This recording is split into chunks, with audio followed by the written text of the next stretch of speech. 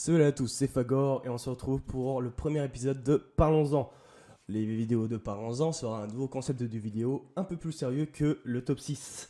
Et pour le premier personnage de Parlons-en, on parlera de William Wallace.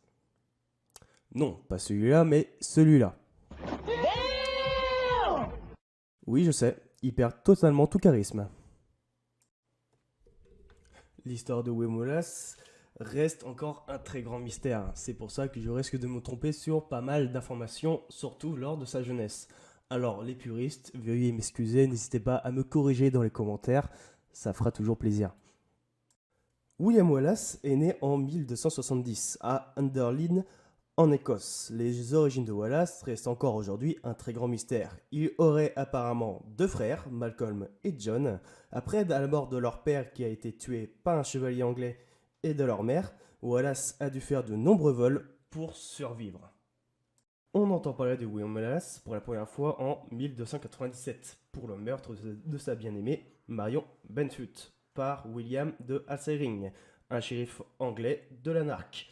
William rassembla une trentaine d'hommes pour partir assiéger la garnison de Lanark, et il réussit. Et c'est à ce moment-là que la grande rébellion de William Wallace commença. Quelques mois plus tard, il est rejoint par beaucoup de grands seigneurs, dont Robert le Bruce le Jeune, qui a pu permettre d'assiéger Dundee au mois d'août 1297. Et suite à ça, il réussit à assiéger Stirling et à massacrer toutes les armées anglaises se dressant devant lui.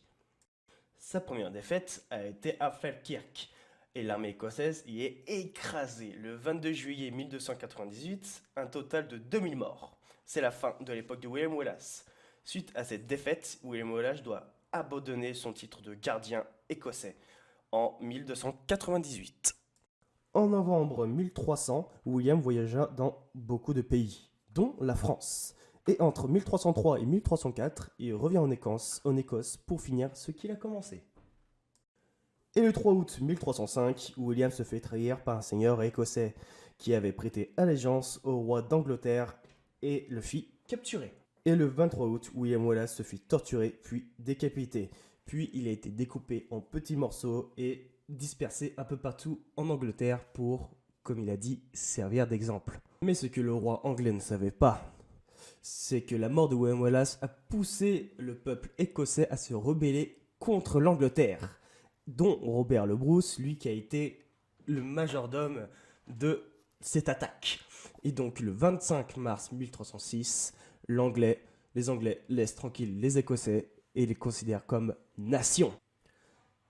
Voilà, c'est la fin de cette première vidéo, parlons-en. N'hésitez pas à me dire dans les commentaires ce que vous en pensez de ce nouveau type de vidéo. Et n'hésitez pas à me dire des idées de personnes que je pourrais parler pour les prochaines vidéos à venir.